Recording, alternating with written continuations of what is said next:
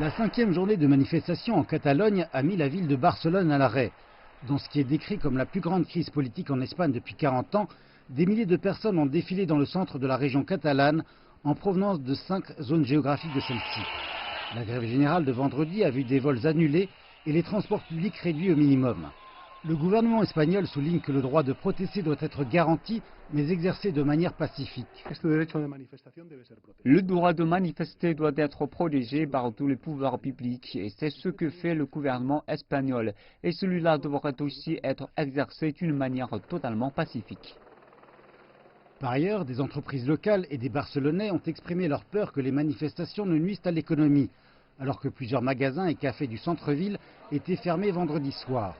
La ville de Barcelone accueillant environ 20 millions de touristes par an, il existe aussi des craintes qu'une violence exacerbée ne décourage les visiteurs.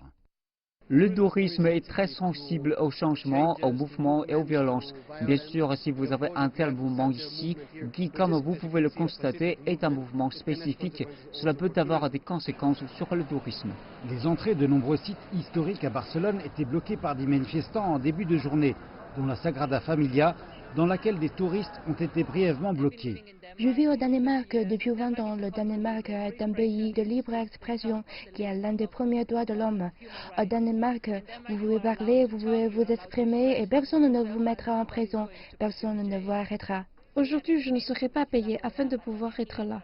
Mais les gens qui font de véritables sacrifices sont ceux qui sont emprisonnés parce qu'ils sont privés de vie de famille. Dans ma situation avec ce handicap, s'ils annulent les trains et bloquent les autoroutes, cela sera plus difficile pour moi.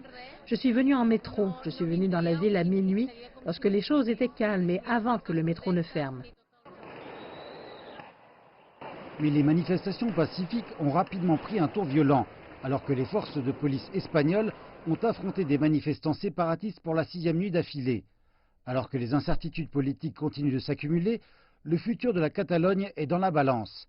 Et bien que nombre de personnes considèrent que la demande d'indépendance ne court aucune chance d'être exaucée, ils veulent cependant être entendus et respectés.